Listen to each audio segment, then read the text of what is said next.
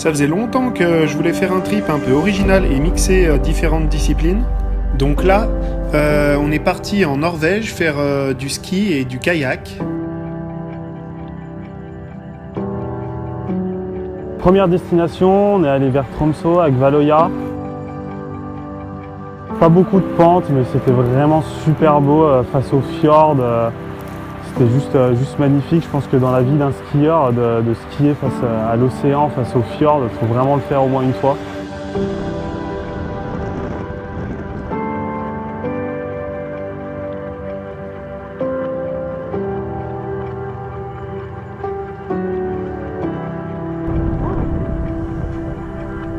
En plus de ça, un petit tour en kayak où on a pu pêcher une morue. Enfin, vraiment, c'était la journée pour commencer le trip au top.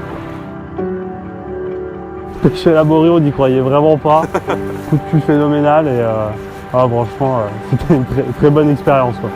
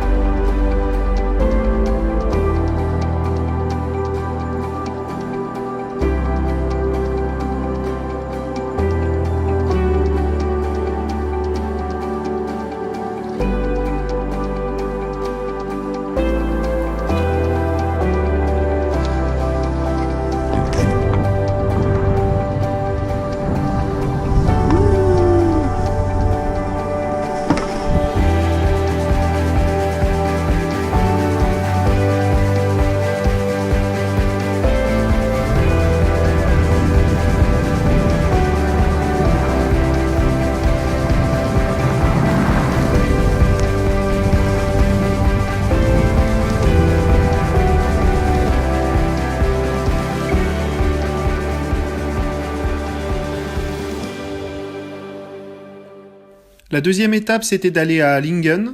Là-bas, on espérait faire des gros couloirs, des belles faces, mais le manteau était vraiment piégeux avec plusieurs couches fragiles successives et des vraiment grosses avalanches qui partaient. Donc on n'a pas pu faire tout ce qu'on avait prévu, mais c'est le jeu quand on va dans un endroit qu'on ne connaît pas.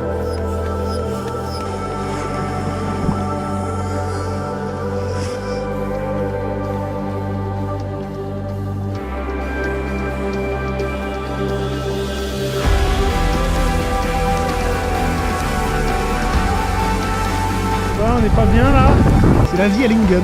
Attendre les créneaux météo et les louper. Là, il est censé y avoir des fjords normalement.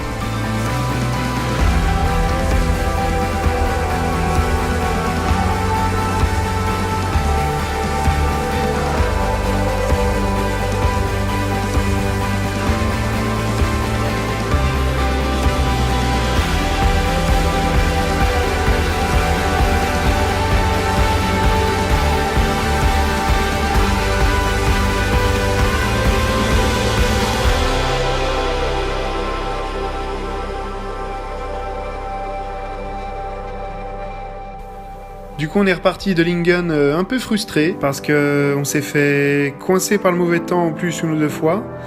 On a sorti le kayak, mais ça n'a pas mené à grand chose.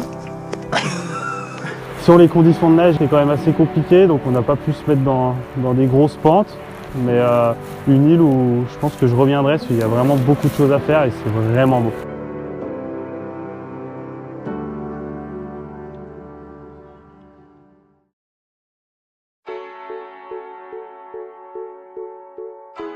Les Lofoten, moi, ça reste vraiment un endroit qui me fait rêver à chaque fois que j'y vais. Je trouve qu'il y a vraiment une ambiance et des paysages extraordinaires là-bas. Il y a la pêche, le ski, les montagnes, la neige, l'océan, tout se mélange et pour le ski-kayak, c'est juste parfait comme endroit.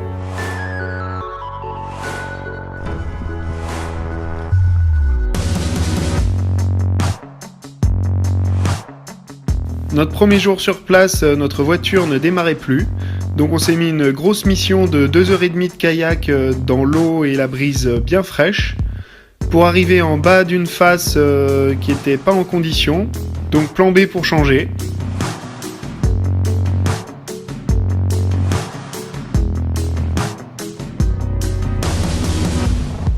Et finalement on s'est fait l'ouverture du couloir sud du Gegalien. Non, comment il s'appelle ce sommet ? Gegalien.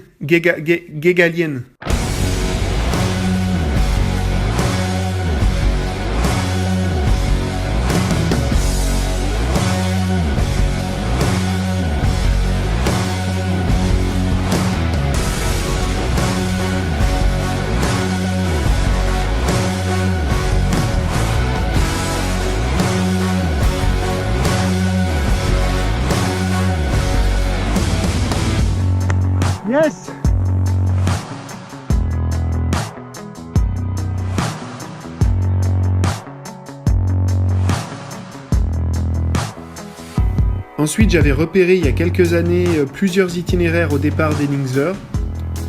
Donc on est parti en kayak le matin, la météo s'est complètement bouchée. Gros demi-tour. Il fait un peu chaud, il commence à pleuvoir, donc on va trouver un plan B.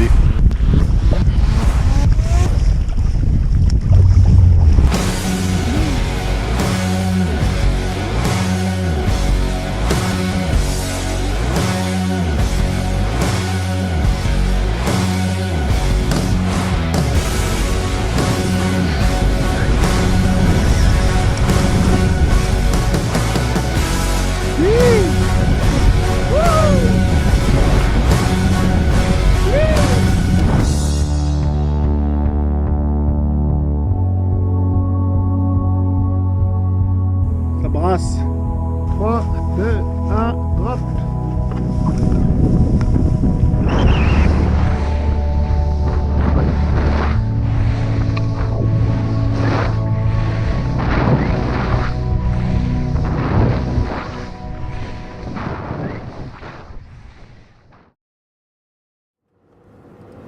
Alors Senia, dernière destination du trip, pas prévu du tout. À la base on devait remonter à Lingen, mais au vu des conditions de neige, c'était un peu compliqué, donc on a préféré changer de région, aller voir autre chose. Et Senia, franchement une île magnifique, énormément de couloirs, beaucoup de choses à faire.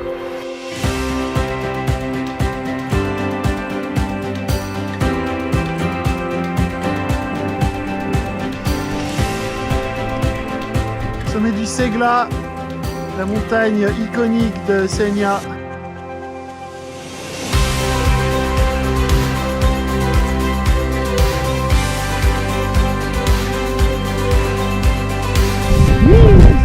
Salut.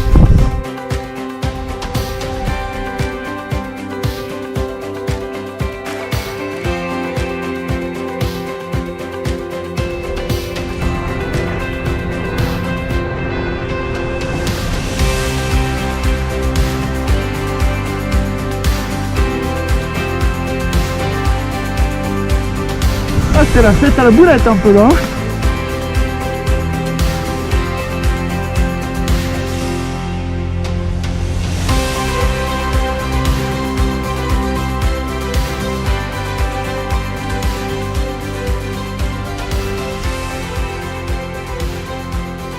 Bon, c'est déjà compliqué parfois en Norvège avec le vent, les conditions météo qui arrêtent pas de changer, de trouver le bon créneau pour skier. Mais quand tu rajoutes en plus le kayak, où il faut pas qu'il y ait trop de houle, pas qu'il y ait trop de courant, que tu puisses accéder à la côte, ça fait vraiment beaucoup de choses en même temps. Et c'était un voyage super original dans des paysages encore une fois magnifiques. Je pense que ça nous a bien motivés à continuer des projets comme ça où on mixe des disciplines. Et ouais, il y a des belles choses encore qui se préparent. Faites un fameux de rame fin comme un baleineau, Iseo, Combo Norway. Aujourd'hui c'est encore le plan B. Ça puait dans le couloir donc on va pas skier. Mais c'est pas grave, on est bien sur l'eau, Iseo, Combo Norway.